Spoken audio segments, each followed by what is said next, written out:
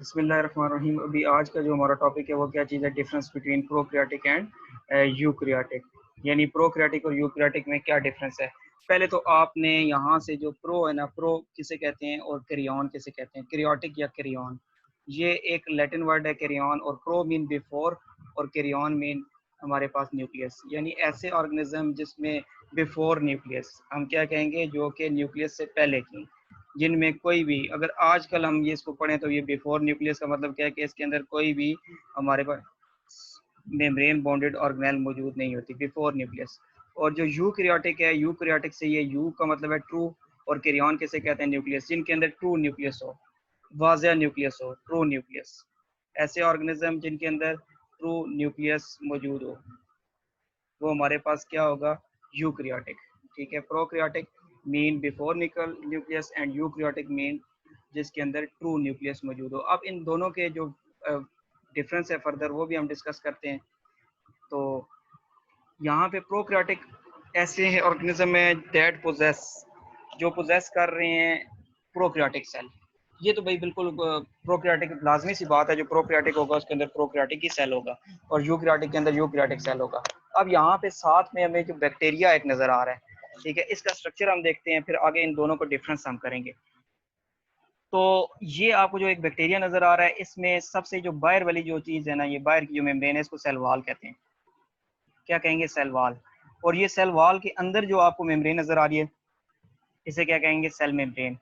क्या कहते हैं, सेल मेम्ब्रेन। इसके अंदर आपको न्यूक्लियस नहीं नजर आएगा। वैसे तो जो यूकैरियोटिक सेल है वो उसका जो जेनेटिक मटेरियल होता है, क्रोमोसोम्स होते हैं, वो न्यूक्लियस के अंदर होते हैं। यहाँ पे जो जेनेटिक मटेरियल जो क्रोमोसोम है वो विदाउट न्यूक्लियस, यानी सिंपली जो है ना साइटोप्लाज्म के अंदर वो फ्लोट कर रहा है। इसके अलावा आपको ना ये एक्स्ट्रा क्रोमोसोमल मटेरियल जिसे प्लाज्मिड कहा जाता है, ये जेनेटिक इंजीनियरिंग के अंदर भी यूज होता है, ठीक है, बायोटेक्नोलॉजी के अंदर यूज होता है। इसके बाद ये आपको ना इसके अंदर नॉन मेम्ब्रेनस ऑर्गेनेल, एक ही ऑर्गेनेल मौजूद होगी, वो कौन सी है, राइबोसोम। और राइबोसोम और prokaryotic are smaller than eukaryotic.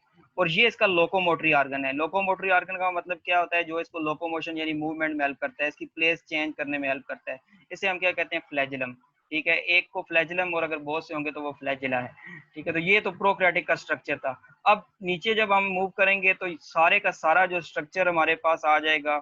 जो चीज़ हमने पढ़नी है वो चीज़ें आपने देखनी है, क्या क्या चीज़ें हमने पढ़नी है। नंबर वन, न्यूक्लियस का डिफरेंस देखेंगे कि प्रोकैरियोटिक और यूकैरियोटिक में न्यूक्लियस का क्या फ़र्क है, या न्यूक्लियस पाया जाता है या नहीं पाया जाता है। नंबर वन, यूकैरियोटिक सेल के अंदर ट्रू न्यूक्लियस या प्रोमिनेंट न्यूक्लियस मौजूद होता है। यूकैरियोटिक सेल के अंदर ट्रू या प्रोमिनेंट न्यूक्लियस मौजूद होता है, और बाउंडेड बाय न्यूक्लियर एनवेलप, यानी जो न्यूक्लियस है उसके बाहर वाला जो हमारे पास मेम्ब्रेन होती है, ये न्यूक्लियस अगर हम बनाते हैं, इसकी जो बाहर वाली मेम्ब्रेन होती है डबल मेम्ब्रेन होती है, और इसको हम क्या कहते हैं, न्यूक्लियर एनवेलप। लेकिन जो प्रोकैरियोटिक हैं उनके अंदर कोई प्रोमिनेंट न्यूक्लियस, ट्रू न्यूक्लियस मौजूद नहीं होता। यूकैरियोटिक के जो क्रोमोसोम्स होते हैं वो genetic material, thread like material chromatin की फॉर्म में कहाँ पे होते हैं, न्यूक्लियस के अंदर होते हैं। यानी जो जेनेटिक मटेरियल है वो थ्रेड लाइक स्ट्रक्चर की फॉर्म में, क्रोमैटिन की फॉर्म में होता है। और जब यूकैरियोटिक सेल ने जब डिवाइड करना होता है तो ये क्रोमैटिन किस में कन्वर्ट हो जाता है, क्रोमोसोम्स के अंदर। लेकिन जो प्रोकैरियोटिक है उनका क्रोमोसोम जो है that consist of DNA, only DNA, यानी इसके अंदर प्रोटीन शामिल नहीं है, जबकि प्रो यूकैरियोटिक के अंदर क्रोमोसोम के अंदर डीएनए और प्रोटीन दोनों होते हैं। और ये जो प्रोकैरियोटिक का हमारे पास जो प्रोकैरियोटिक सेल है, ये सिंपल जो हमारे पास बैक्टीरिया हमने ऊपर भी डिस्कस किया है, इधर भी हम देख लेते हैं। ये जो बैक्टीरिया है इसका जो जेनेटिक मटेरियल है, सिंपल सा हम बात कर रहे हैं कि यहाँ पे एक फ्लोट कर रहा है साइटोप्लाज्म के अंदर, float in the cytoplasm centre के अंदर। और इस रीजन को, ये जो रीजन है जहाँ पे ये न्यूक्लियस के यानी ये क्रोमोसोम पाया जाता है, उसको हम क्या कहेंगे, न्यूक्लियोइड रीजन कहेंगे।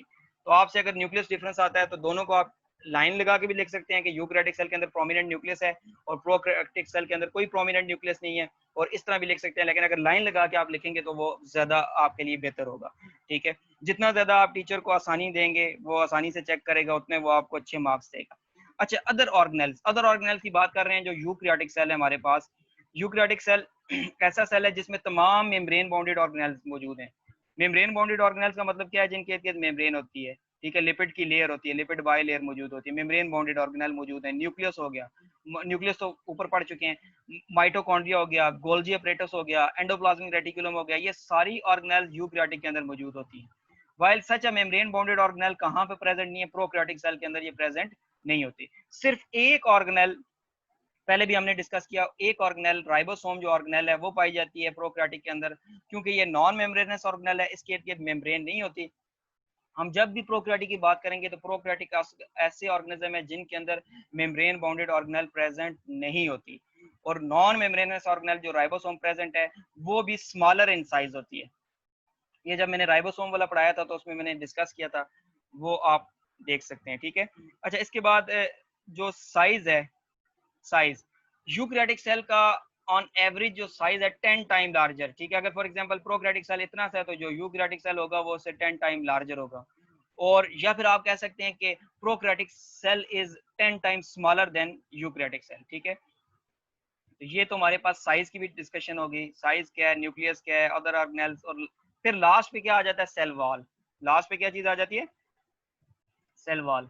सेल वॉल की बात कर रहे हैं तो यूकैरियोटिक में डिफरेंट टाइप के ऑर्गेनिज्म पाए जाते हैं, प्लांट्स पाए जाते हैं, ठीक है। फॉर एग्जांपल जो प्लांट्स हैं उनकी सेल वॉल किसकी बनी हुई है, सेलुलोज की, सेलुलोज की मेजर कंपोनेंट।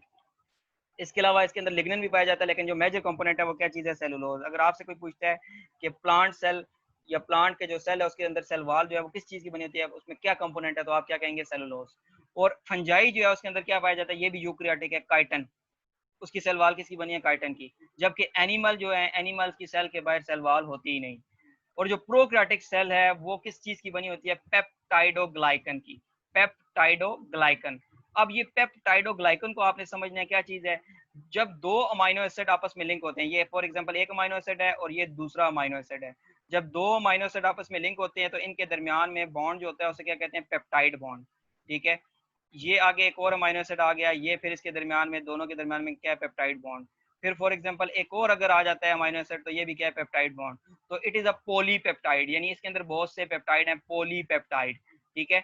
इसके बाद ग्लाइकन क्या होता है, जो ग्लूकोज के यूनिट्स होते हैं, ठीक है। ग्लूकोज की हम बात कर रहे हैं, it is a type of carbohydrate, carbohydrates की एक टाइप है, ठीक है, मोनोसेक्राइड है। ग्लूकोज के जो दो यूनिट होते हैं उनके दरमियान में जो बॉन्ड होता है, that bond is known as glycosidic bond या ग्लाइकोसाइडिक बॉन्ड, ठीक है। अमाइनो एसिड के दरमियान में कौन सा है, पेप्टाइड बॉन्ड, इसको मैं यहाँ पे मेंशन कर देता हूँ जी। अमाइनो एसिड के दरमियान में कौन सा बॉन्ड होता है, पेप्टाइड। और जो हमारे पास ये दूसरा है, इसके जो ग्लूकोज की यूनिट है इसके दरमियान में क्या होता है, ग्लाइकोसिडिक बॉन्ड या ग्लाइकोसाइडिक बॉन्ड कह सकते हैं, ठीक है। अब ये इसकी वजह से पेप्टाइडोग्लाइकन क्या चीज है, इट इज अ पॉलीमर, यानी इसके अंदर बहुत से यूनिट्स हैं, यानी बहुत से अमाइनो एसिड हैं और बहुत से ग्लूकोज हैं। It have a many amino acid and many sugar unit. तो इस वजह से इसको पेप्टाइड का मतलब है इसके अंदर बहुत से अमाइनो एसिड हैं, और ग्लाइकोसिड यानी ग्लाइकन का मतलब क्या है, इसके अंदर बहुत से ग्लूकोज के यूनिट हैं। तो ये आपने समझ लिया, prokaryotic cell have a cell wall which is made up of peptidoglycan. Peptidoglycan, peptide से क्या चीज है, अमाइनो एसिड, यानी अमाइनो एसिड के दरमियान में जो बॉन्ड आता है। और ग्लाइकन या ग्लाइकोसिडिक बॉन्ड का जो glucose unit, it is a polymer of amino acid and glucose या फिर शुगर यूनिट। तो ये तो हमारा ये छोटा सा टॉपिक था, इसको हमने क्या कर दिया, आज